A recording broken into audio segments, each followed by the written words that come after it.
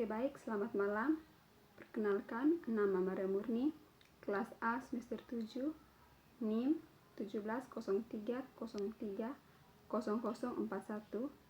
mata kuliah Sosiologi Terapan, jurusan Sosiologi, Fakultas Ilmu Sosial dan Ilmu Politik, Universitas Nusa Cendana Kupang. Untuk kali ini saya akan membahas buku yang ke-8 dari mata kuliah Sosiologi Terapan. Buku ini berjudul Yang Baru Renaissance. Untuk kita lebih mengetahuinya, kita perlu tahu dulu apa itu Renaissance. Renaissance atau abad pembaharuan adalah kurun waktu dalam sejarah Eropa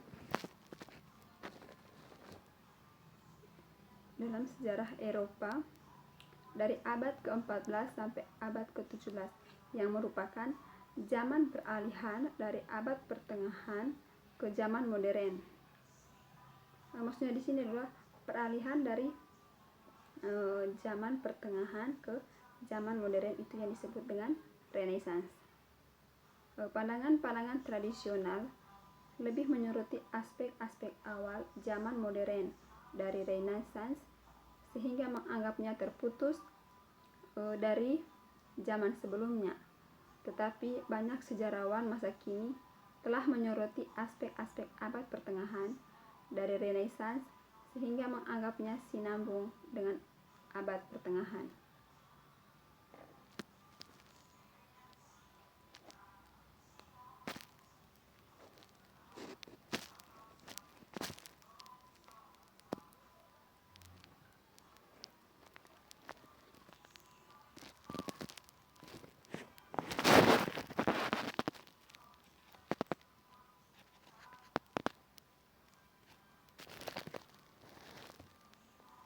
Yang berikut tentang akses dan gunakan model untuk digitalisasi materi domain publik.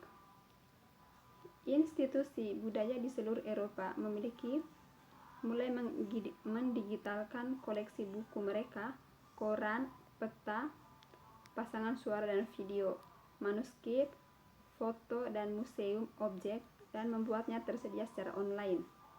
Sebagai besar karya digital atau di domain publik satu yang tidak lagi dicakup oleh hak kekayaan intelektual, mereka bisa di sana ke depan pada prinsipnya dapat diakses dan digunakan untuk gratis oleh semua orang. Dalam buku ini, bab ini membahas materi diikat dengan uang publik yang berasal dari anggaran lembaga budaya atau dari proyek digitalisasi yang dinadai di nasional, tingkat regional atau lokal.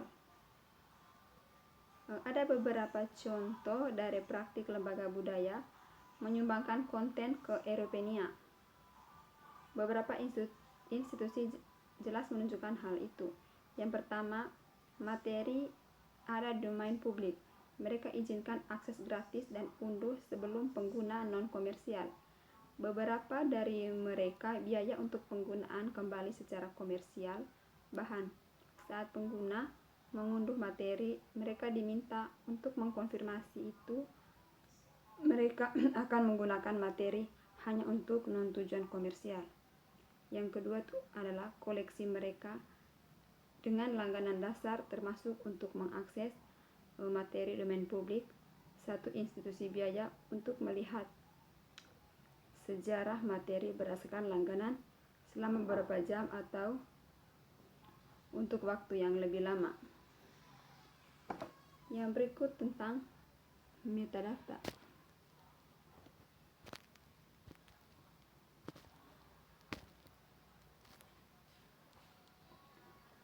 Lembaga budaya menambahkan cukup banyak jumlah informasi untuk objek digital atau metadata.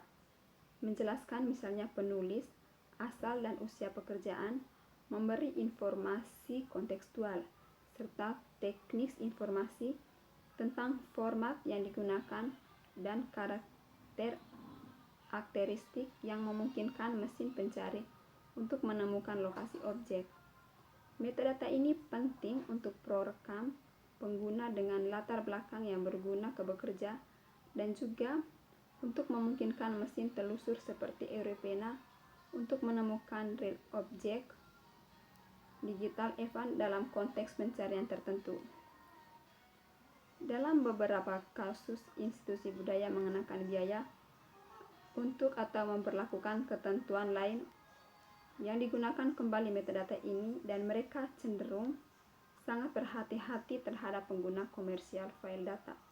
Penggunaan komersial ini didefinisikan secara luas dan misalnya dapat menyertakan pengindeksan oleh mesin pencari komersial.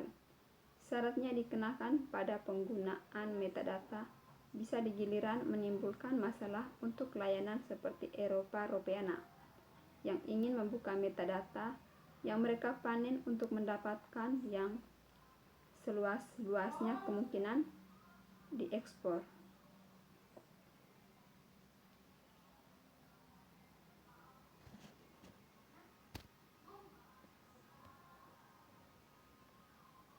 Yang berikut digitalisasi dan online aksesibilitas dari materi dengan hak cipta.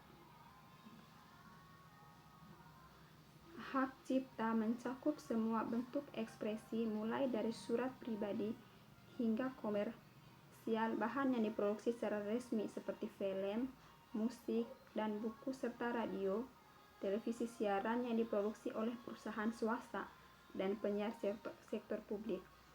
Semua ini jenis materi yang dipegang oleh lembaga budaya di Eropa.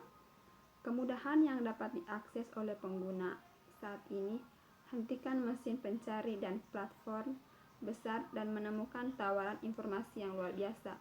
Buku, koran, situs web, arsip material, gambar, musik, dan film secara alami mengarah harapan terhadap institusi budaya. Terbiasa dengan kenyamanan mesin pencarian layanan baru, mereka berharap menemukan setiap hal di web. Apa yang tidak ada di web tidak ada adalah inti dari keyakinan mereka dan tingkah laku. Apa yang ada di rak, di daur ulang bak, di ruang pameran budaya, di putusan-putusan akan segera dilupakan. Jika memang demikian, tidak digital dan ditawarkan bersama dengan yang lahir karena digital dan semua layanan internet lainnya. Oleh karena itu, institusi budaya telah ada mencoba mendigitalkan sebanyak mungkin kepemilikan mereka mungkin untuk alasan finansial dan praktis. Mereka mulai dengan mendigitalkan kepemilikan hak cipta. Jelas, sebelum Digits menggunakan karya berhak cipta dan menawarkannya di internet, hak harus dibersihkan. Ini adalah memakan waktu dan sangat mahal. Sebagai seorang indikasinya, pada audiensi publik yang diselenggarakan oleh Komite Penyiar Jerman memperkirakan jumlah kontrak terkait kearsipnya di 3 juta, sesuatu yang membuat negosiasi ulang individu secara praktis mustahil, dan disebutkan bahwa telah menghitung bahwa hak clearing untuk keseluruhan arsip akan menelan biaya 72 juta pound untuk biaya staf saja.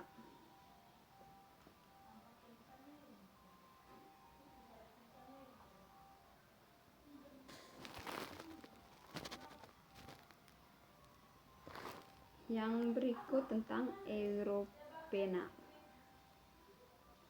Europeana, perpustakaan digital Eropa, arsip dan museum, mungkin yang paling ambisius proyek budaya yang pernah dilakukan di Euroskala kacang, menyatukan lembaga budaya dari berbagai sektor dan dari semua negara anggota. Europeana diluncurkan sebagai prototip tahun 2008, memberikan akses ke beberapa 2 juta objek digital termasuk buku, peta, koran, jurnal, foto, suara dan video, maksudnya rekaman. Dalam rentang waktu kurang dari 2 tahun, koleksinya telah berkembang menjadi lebih dari 15 juta objek digital. Dengan demikian, melampaui target awal 10 juta objek digital pada akhir tahun 2010. Saat ini, sekitar 1.500 batang lembaga pendidikan menyumbangkan karya ke situs. Sedangkan Europeana mendapat dukungan kuat oleh institusi dan individu Eropa negara-negara anggota adalah adil untuk menyebutkan bahwa UPT per negara anggota masih tidak merata. Saat peluncuran situs, lebih dari 50% dari benda berasal dari koleksi Prancis. Sekarang Prancis masih menjadi penyumbang terbesar dengan 18% dari benda-benda digital, diikuti oleh Jerman dengan 17% dari objek digital. Dari beberapa negara anggota, hanya ada sedikit objek bertanda dapat diakses melalui situs, dan bagi banyak kata kunci yang mendefinisikan budaya mereka dan warisan intelektual hilang. Europeana memiliki pengaruh penting diskusi di negara anggota tentang membawa warisan budaya online. Penciptaan pekerjaan digital Jerman akan diluncurkan di akhir tahun 2011, misalnya merupakan konsekuensi langsung Queens of the Development of Europeana. Itu situs juga telah mempercepat diskusi antara pemegang hak dan lembaga budaya di berbagai negara yang berbeda tentang cara terbaik untuk membawa hak cipta bekerja secara online. Situs Europeana berfungsi sebagai portal dan agregator yang memberikan akses ke konten yang disimpan secara terpusat di lembaga budaya.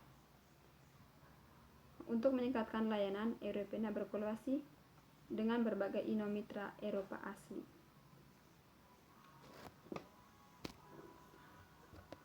Mungkin itu saja yang saya dapat jelaskan pada malam ini. Sekian dan terima kasih.